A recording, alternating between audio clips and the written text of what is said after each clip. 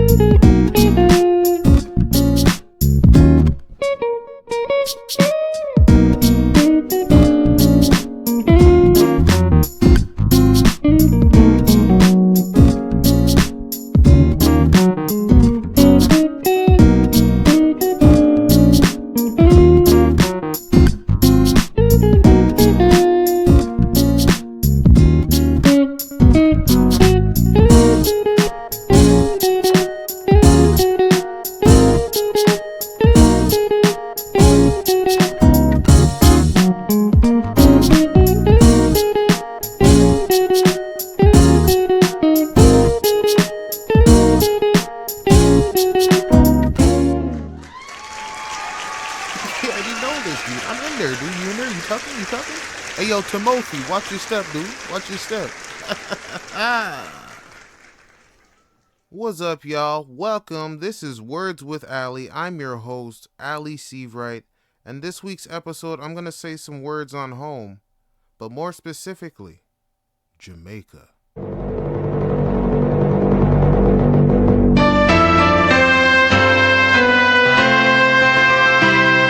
Eternal Father, bless our land. Guide us with thy mighty hand. Keep us free from evil powers. Be our light through countless hours.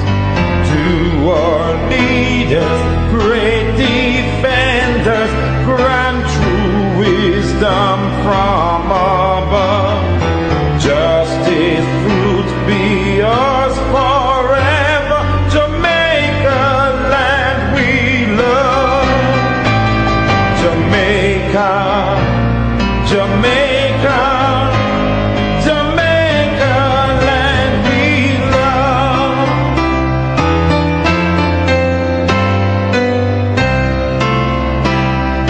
Teach us true respect for all. Response to duty's call. Strengthen us the weak to cherish. Give us visions lest we perish. Knowledge sent us, Heavenly Father, grant true wisdom from above.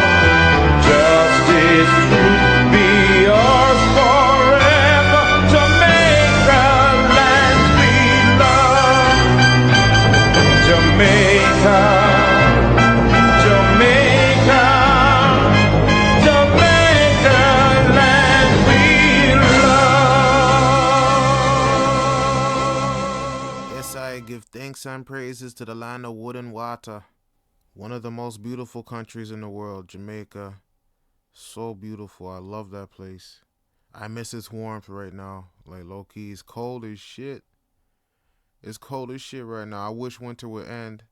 And what an apt time to do this episode. Today's Valentine's Day. This is going to come out tomorrow. But, like, today's Valentine's Day. And I figure, you know what? Let me celebrate this place that I love.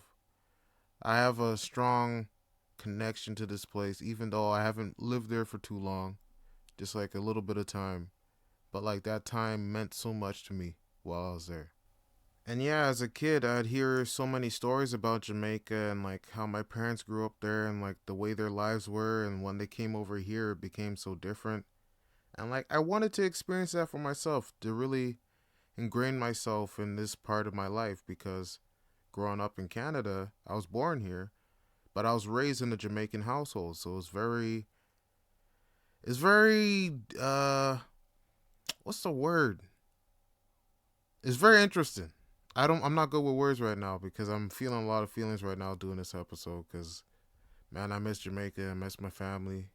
I miss my grandfather. And, yeah, this is a heartfelt episode. Valentine's Day. It's gonna come out, the next day after. But you know what? It's still love, still love. And yeah, getting on the plane for the first time years ago. First of all, I'm fucking nervous as fuck. I never been on a plane before this. The most time I've been in the air was on like a roller coaster, and like that was like we're still grounded. We're attached to a railing system that's attached to the ground. So the idea of being thousands of feet up in the air in like a big metal flying machine was kind of terrifying. Plus, I was doing that by myself. I ain't had nobody with me. I was doing it solo dolo with a whole bunch of other Jamaicans. Some of them flying for the first time as well, and some of them were making some noises. Lord Jesus, take my life. Oh, Jesus. Oh, please. Not make me die upon the airplane, man. Please, somebody hold my hand. Hold my hand, please. Sir, come here. Come here, sir. Hold my hand, please. Please. And I'm like, bruh, you're not helping me. You are not helping. I'm stressed the fuck out. You're stressing me out even more. Why? What get your shit together, bruh. Get your shit together. We can't both be this scared. This is not helping nobody. Good thing one of the what's the term? Is stewardess still usable? I feel like it's offensive. I ain't trying to offend nobody. I just don't know another word for air crew. Okay, air crew. Part of the air crew helped this gentleman and sat beside him. It was surprisingly an empty flight. There's like a lot of empty seats, so mans were just like popping through different seats, checking out different views and shit. And like, yeah, it was nerve wracking at first. It felt like a roller coaster going up, and I'm like, oh shit, my stomach's in my butt, and and then as soon as we got in the air and we're like leveled out and shit, I'm like, yo, this is pretty chill. It's like a big ass bus. It's just a bus with no wheels. That's basically what it is, and yeah, like 4 hours later, I ended up in Jamaican airport, and let's go from there. So I arrive at Norman Manley International Airport in Kingston, Jamaica. I depart the plane. I noticed it was considerably warm because I left in the beginning of January, so midwinter in Canada, and like I had dressed for Canadian weather, and yeah, arriving in Jamaica and when it's warm, it was a big adjustment because like it wasn't just warm; it was like it was fucking hot, and luckily the airport had some air conditioning, so that made it pretty nice. And I made my way through, got through checkout, and like literally, I'm walking out the door of the airport, and like I see this landscape, and like the only way I can describe it is that it was like it felt like it was a different time. It felt like I went into the past. This is like mid '90s. I'm a little kid, and yet I didn't feel like I was in a foreign country. I felt like I was at home. Cause like I never felt like I was out of place here. I just felt instantly like, oh, I'm back home. Even though I had never been there, it was just a odd feeling, like this connection just formed instantly. And I could see the mountains in the background, this old beat up Toyota Corollas and Honda Civics, and I'm like, bruh, this is Jamaica. This is my mom's home, my dad's home, my grandmother's home, my grandfather's home. This is home. This is the place where I've been hearing all these stories about. And yeah, it was just like I was overwhelmed with emotion. I was just frozen. I couldn't move. I was just like shook. And then my mom pulls up in this vehicle, and she's like, "Oh, welcome." She's like, "Oh, hi." He's like, "Hi, welcome to Jamaica." She hugs me and she's like, "Okay, we're gonna go to Mama's house." And like I load up my luggage, and we're driving like maybe like 10 minutes at most.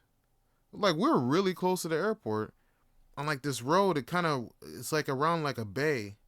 So like you get a view of the ocean and the bay on each side, and it's beautiful. It is beautiful. And like it wasn't even like a sunny day when I arrived. It was like kind of like, cloudy a little bit, but it's still beautiful. And yeah, we get dropped off at the house, and I see the house just colorful. There's like gates, and like I just see so many shops just like set up. People are just selling shit, like literally every 10 feet. Every 10 feet, someone's selling something. There's a church on the corner. And there's a church on the other corner. There's a church down the road. I was like, bruh, this is a lot. And like I felt weird when I was exiting the car because I'm getting my luggage, and I could feel the people staring at me. I don't know who they are, but they've been there for time, so they know instantly. It's like, yo, he not from here, and I just hear foreigner. Just somebody just yelling out down the street. It's like, how do you know I'm not from here and I'm just returning, huh? But like they just know instantly. It's like an energy you carry when you come there. Like they could pick you out of a crowd, even if you're black as night. It don't matter. Like you're a foreigner. They could tell it. They could hear it. They see it in your walk. And that was the beginning parts of one of the parts I didn't really like about Jamaica. And that was people insulting me, and it got a bit rough. But let me talk about Mama's house still. So we get to Mama's house, my grandmother's house, and we had to walk up this little alleyway on the side of the house to get into her property because the lower part of the building was someone else's. And like there's like a little backyard, and I see this dog is just laying down. It's got a chain around its neck. And I see it eyeing me down, and I'm thinking, okay, it's all right. He's chained up. And this dog, fucking, as soon as I get like close within its perimeter, I was probably like 10 feet away from it. It jumps up and leaps down, almost pulling this chain out of the wall. It's chained up. This is a strong ass motherfucking dog. And it's barking, and I see it growling. I'm like, oh shit. Yo, whose dog is this? And like my Uncle Mikey told me it was a neighbor's dog, Max. And the dog's name was Danger. And for obvious reasons, the fucking dog was dangerous. The motherfucker tried to bite my head off. And apparently he already bit like a couple people before that. And that's why he was chained up. So I was kind of shook. Like, this dog is very close to the entrance of this door. I don't know if I want to stay here with this dog like that. He's strong as shit. Might break that chain. But I got over that, entered the house, and it was yeah, like I can't even. It was definitely like a time warp, because it's like, yeah, it had like a 1990s, because it reminded me like the house, how my house looked when I was a kid. Just very minimal, a couple paintings here and there, nice couch, but like just very Jamaican. And I can't put that into words well enough, but like when I say it's very Jamaican, it was just very Jamaican. Just believe me on that. And yeah, I get to where my room is, and the bed the bed was a bed. Um there's like some random pieces of wood holding it up that I could feel on the underneath the mattress, but it's all right, you know. Uh, but yeah, I settled in. I said hello to my Uncle Mikey. And my Uncle Mikey, man, like one of the kindest people I've met. Definitely embodies the spirit of my grandfather, like completely. Just like a gentle person. And like he welcomed me, and like he handed me a beer. And like we were drinking a beer together. I don't like, I may talk a lot on this podcast, but like me personally, especially when I meet someone, like, cause I talked to him over the phone for years, but like I never met him in person. So it was nice to like put a face to the voice, you know. But I was still shy. I felt shy. I'm like, and I still, it took me a while to like open up and start, talking more. But like, yeah, I was very shy around him.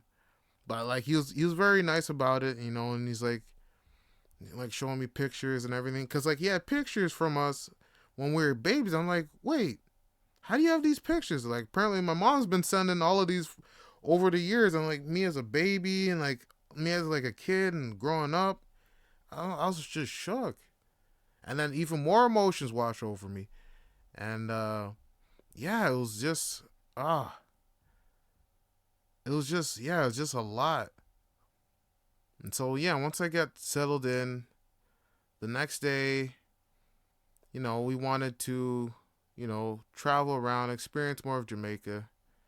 And that's where I got my first taste of Jamaican courtesy. Um, as you may know, I'm a big fella.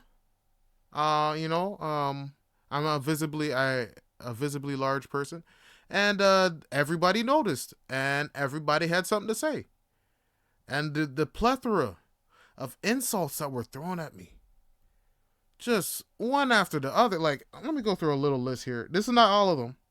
These are just the ones that I have ingrained in my head.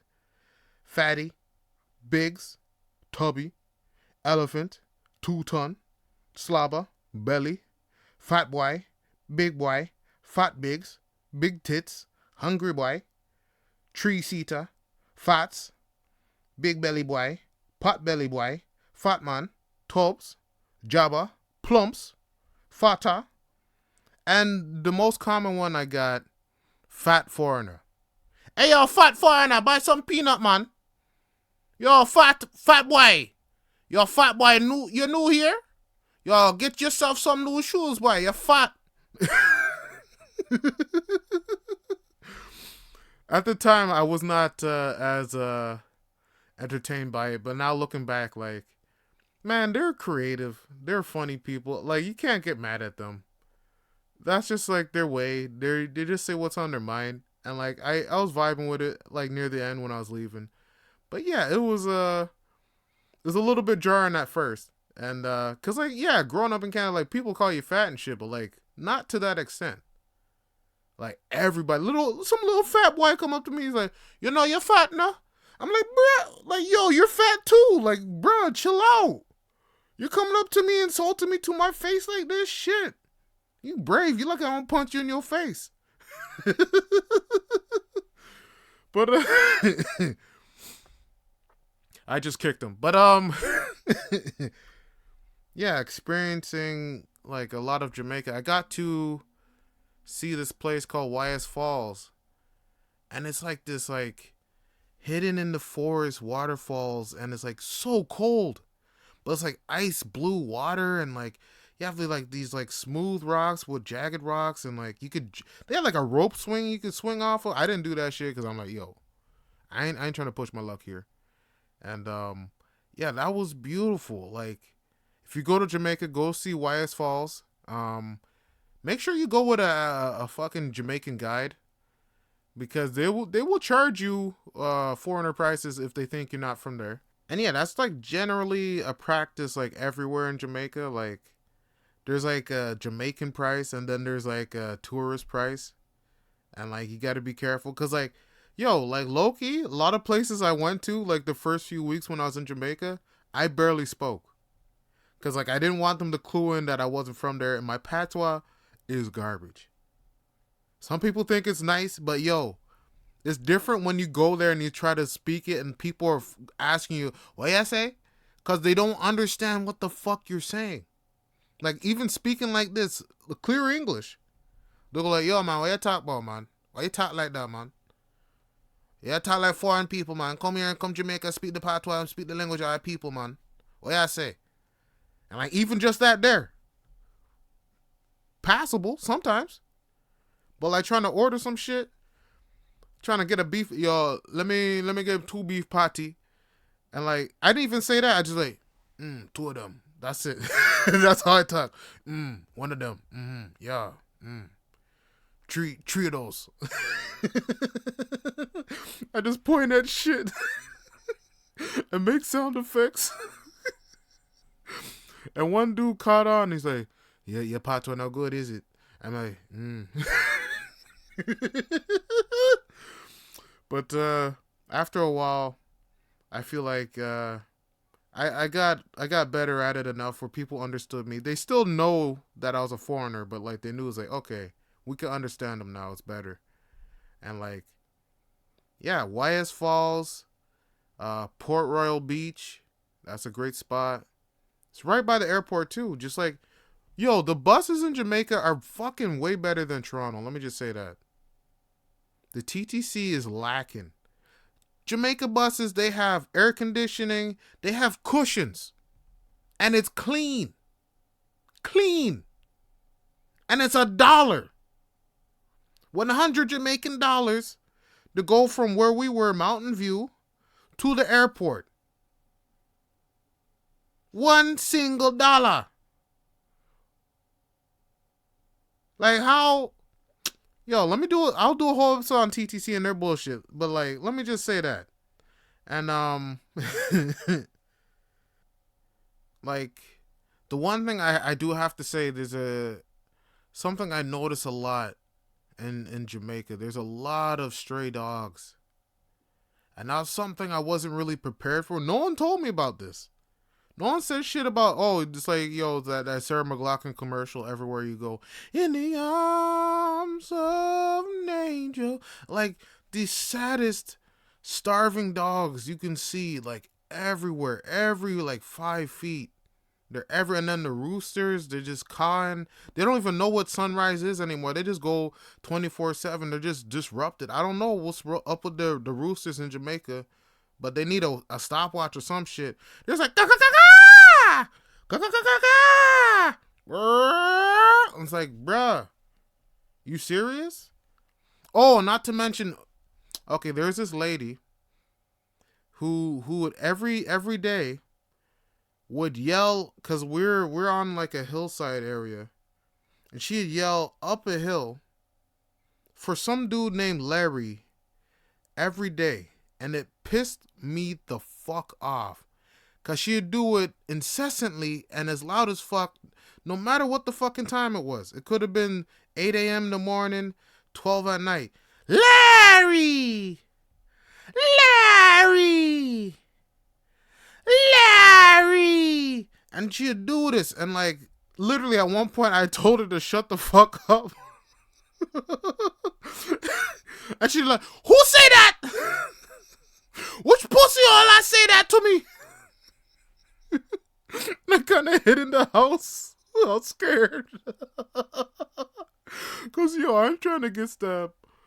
Oh, but yeah, that was interesting.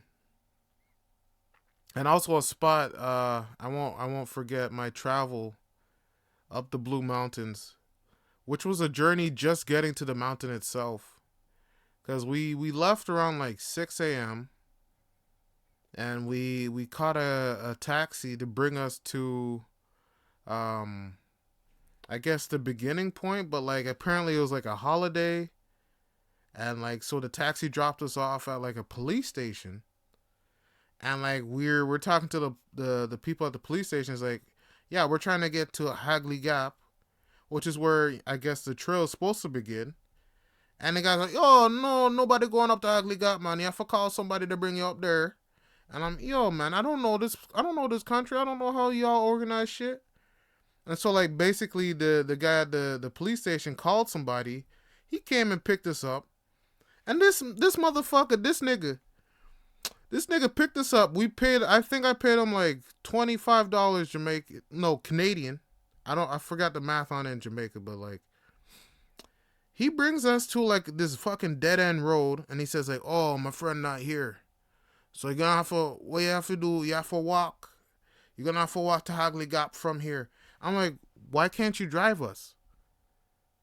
And he's like, no, man, me can't drive you there. My vehicle not good enough to go up the hills there. And I'm like, bro. So he just basically drops us off at like some random road. Mind you, we don't have fucking maps. I don't know where I'm going. I've never been here before. I don't understand the topography. So we're just walking for like 3 hours to get somewhere. We're asking all these people along the way that live in this area, because it's like backwoods. There's like there's nothing there. This nigga just dropped us off on like some back road. We're gonna get like axe murdered or some shit. I don't know what's happening. And so like, yeah, we're just walking for hours. Anytime we see somebody, we ask them like, yo, is this the way to go to Hagley Gap? And like, yeah, man, yeah, just go also and go up there then, and then you take a left on the next road up there, sir. You take a right on the fork, and then you take another right on the other fork, and then you go up that way, and then you get to Hagley Gap. And then like it was a fucking mess. So after literally hours of walking, my feet already hurt at this point. We get to Hagley Gap, and we're asking around there, and we asked this dude, um, where's the trail for the Blue Mountain? And he said, oh, the trail from here way or so. You not get there from here. He said you have to take a jeep or something to go up there. You can't go by foot, man. I'm like, bruh, you tell me we walked all this way just to have to fucking take another route to get to the beginning? This ain't even the Beninging? You telling me this ain't even the Beninging, nigga? And, bruh, so I paid this other dude. I guess he waits for people to come there after walking or something. I felt like this was a scam. It felt like a scam because like, why would the dude drop us off in like some random area like that, have us walk? And I guess he probably knew, it was like, yo, let me scam some money out of these people. Let me call up my boy where the Hagley got for them. Yeah, he got some foreigner money and thing. Just, take their money and bring them up. But yeah, the road to get to the beginning trail of the mountain was fucking hectic. It's like a dirt road. It has these huge like gouges in it. And like you have to have like a 4x4 vehicle just to get up it. I was surprised. There's people walking up this shit. I'm like, yo, this is a good thing I paid this motherfucker money to drive us up here. Like shit. I ain't walking up this. And yeah, after about like 20 minutes, like this motherfucker, he's been driving like he's hectic. Motherfuckers, and mind you, the roads in Jamaica are fucking skinny. They're skinny, and they're dangerous. Some of them have fucking road like mudslides, and like so you have like one lane here is like 2 lanes in Jamaica. The shit is sketchy, and mans do not drive slow. I don't know what's in these motherfuckers' blood where they feel like every day is a Fast and Furious fucking movie. Like, calm your shit. You're driving a 1993 Toyota Corolla. I don't know the last time he changed the engine oil. I can smell this shit. Motherfuckers pushing that shit. Like, I'm like, bruh, relax. Who's chasing you? Who's chasing you? Calm down. And, yeah, this man's whipping his shit up this hill. And, like, we finally get to the beginning part of the trail. I asked the dude for his number because, like, I want him to keep him on standby when we come back down. And he say, oh, no worry, man. We'll come back later, man. Y'all go up the hill and come back down. Me be right here and thing. And like, I was really excited to climb a mountain. I never climbed a mountain in my life. And I wanted to climb this mountain to say, hey, I climbed a mountain. And it was going to be dope. But I did not look up how tall this mountain was. 7,402 feet. Or what kind of foot gear to be wearing. Anything but Adidas. Or how long it would take to trek up this mountain. I was wearing some beat up Adidas that had barely any grip on them. I still wear today. We brought some snacks. Because we know it was going to be a walk, but I think, it'd be like, maybe 3 hours up, 3 hours down. And, we'd be, back home at no time. What the fuck was I thinking? What the fuck was I fucking thinking? And we had enough water for, a little bit of hiking. Not the amount that was going to happen. And, yeah, passing other Jamaicans on the trail. And the laughs. They're laughing at me. Because they're like, yo, that's how you bring? That's how you go up the mountain? I'm like, yeah, what's up? What's wrong with this? It's like, yo, big man, you're not reach. What? Is that a threat? Why'd you say it like that? It's like, yo, man, you're not reach. You don't see how big no, man? You bring your thick ass leg go up the mountain, no, man. This is just the beginning, boy. This is not even the hard part. It get rough up there, boy. You're not reach. And like everybody we passed kept saying the same thing. You're not reach. You're not reach. And like it kind of pissed me off to the point where I'm like, yo, I'm gonna reach. And I'm gonna reach and I'm gonna come back down. I'm gonna show these motherfuckers the fuck I can do. 8 hours later, we reached the top. Beautiful sights. I'm not gonna go into too much detail about it. Let me just say, I walked through clouds, through trees. It was the most beautiful shit I seen. It got cold, and I was fucking mesmerized by this country's beauty. I could see the other islands. We were so high up, we could see other islands, and like, oh my gosh, just fucking beautiful. If you ever get a chance to climb the Blue Mountains in Jamaica, go experience it. Tell your friends about it. Brag about it. It is a feat. It is not easy. And I did it in some busted up Adidas that I still wear today. And I will always wear these shoes out of pride and remembrance for that journey. So when we got up there, it's nighttime, obviously, because it was about midday when we started the trails, like maybe 1 p.m. So it's about like 9, close to 10 o'clock. And yeah, it was a trek to get down. Cause there's rocks. There's rocks on the trail that are wet. And your man slipped, fucking twerked my knee, and I had to get a stick, and we fucking climbed down this mountain in the fucking dark with my busted knee. And it was fucking hectic. There's no food left. I was starving. I was thirsty. I was upset at myself. I was like, yo, why the fuck did I do this to us? I'm sorry. Oh, my leg. I could feel my legs talking at me. He's like, hey, yo, motherfucker, why the fuck you bring us on this fucking mountain? You know we ain't built for this shit. Look at me, nigga. Look at me. We can't do this. And I'm like, shut the fuck up, motherfucker. We gonna do this. We already here. There's no way out. There's no way out. We have to come down. I can't sleep on this mountain. I literally can't sleep on this mountain. And after hours of trekking down, we got down pretty quickly. It was roughly like 1 a.m., 2 a.m. ish when we got to the point where our driver dropped us off. We called him up, and he was waiting there. The man was eating some, oxtail. Looks like he went and did a whole bunch of stuff throughout the day and came back. And he said he could bring us all the way back into town.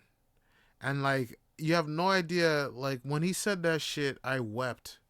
I was like, thank God. Cause like there's no way I could do any more walking. Please bring us back into town, please. And he said, yo, but you have to pay extra. I'm like, I don't even care at this point, man. I don't even care. My legs are done. They're a myth. My legs are a myth at this point. They don't exist. There's legends being told about my legs that probably went up a mountain. I don't know. They're no longer in existence, bro.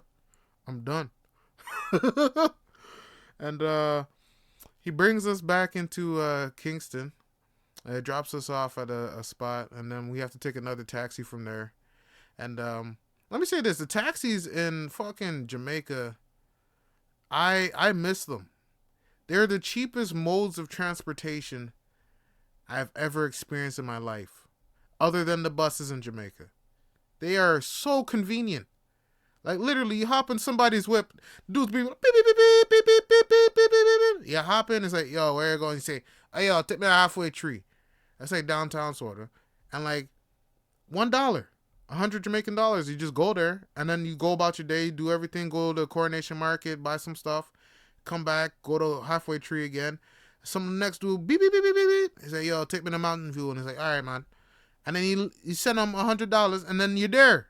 $2. $2 there and back downtown. That's like, it was almost what, 15 to 20 minute drive there and back for $2. So Ubers, what you doing charging people like $15 to go like 2 kilometers, bro? Like, you know what I'm saying? There's a difference. But yes, back to the main story now. We get back to Kingston, and we were trying to hail down a taxi. It's pretty late. And this man's looking at me. He's selling some shit. And he's yelling, "Hey, yo, Fatty. Hey, yo, Biggs. Yo, big boy. Me know you're hungry, man. You want a peanut? You want a peanut?" I was fucking starving. You have no idea. I was starved. I've been walking all day. All I had was an apple. Apple and some water. I was so hungry. This motherfucker knew how hungry I was. He could see it on my face. But I wasn't going to give in to that motherfucker because he's insulting me. Yo, fatty. Yo, fats. Yo, fat belly. Yo, me know you're hungry, man. Oink, oink, oink. Come, get some food, boy. And this man's just going in on me. And I snapped. I'm like, yo, man, me not want shit. Me just want to go in my yard. And then he stopped saying shit. He's like, all right, that motherfucker's a Jamaican now. That's a motherfucking Jamaican now. I felt it. I felt that pride. I'm like, yeah, climbed the Blue Mountains, now I'm Jamaican. Yeah. Tired of shit. Get in the taxi for $1. For $1. This was downtown Jamaica. $1. We go all the way back home. Drop us off in front of the house. And like, I'm so tired. I'm even too tired to eat. That's how tired I was. And like, I climbed up this mountain with my neighbor, Angie, and my Uncle Mikey. Now, my Uncle Mike, he's in his 50s. He's got some gray hair, but he's in good shape. And I tell you, man, this man went up this mountain and came back down, man. I was like, man, we some strong people. This our blood. This how we move. We go up mountains. We don't, don't age ain't got nothing on us. But when I tell you, when I lay down in that bed, I went to sleep so damn quick. I woke up, it was like instant. It felt like the day didn't even fucking start. It's like, okay, I just closed my eyes and it's daylight. And when I tell y'all, the cramp, I can't even describe. Every muscle, my toes were cramping up. The heel of my foot was cramping up. My calves, my quads, my glutes, everything, my back, everything was just cramping up. I was yelling. I was like, oh shit, oh no, they got me. Oh shit, they got me. And like, I don't know who got me, but someone got me, man. I couldn't move. I was stiff as shit. And I see my Uncle Mikey. He's like, yo, that was a good walk. And he's just like strolling through. I'm like, bruh, no way. I was like, yo, man, me get a good sweat still. I'm like, what? I'm done. I can't even move my legs. Like the next 2 days, I didn't walk anywhere. I didn't do shit. I just chilled at home.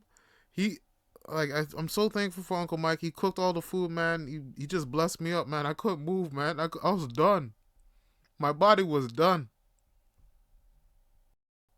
But yeah, aside from the Blue Mountain experience, there's so many places to see in Jamaica. I still haven't seen like a lot. We went to Hellshire Beach. That was a nice experience. Ate some lobster on the beach. That was fucking dope. Coronation Market was a sight. So much shit. Yo, there's a man selling Beats headphones for $15. $15 Canadian. I should have bought them, but I felt like it was a scam. Because, like, how are you getting these for $15? It's like at least a couple hundred back home. Like, how? I knew they're stolen. I knew they're hot. But, like, bruh, like, I should have investigated. But, like, yeah, aside from those experiences, the food, and, like, seeing, I didn't even talk, bruh, my grandfather's house. So I'm just going to talk a little bit about my grandfather's house, and then I'm going to wrap it up. But, my grandfather lives in Belfield, Mandeville, and his house is like situated on like basically the side of a mountain. And when I tell you, this is like the most pristine land I've seen in my life. Like, I took so many pictures, but they don't do it justice. It's so beautiful. And like my mom, when she told stories about her going to school, she's like, "Oh yeah, me go a bush and we walk through the bush and go to school and thing." I'm like, the bush that she's talking about is a fucking forest, a jungle, a mountain jungle. She walked through mountain jungle to go to school.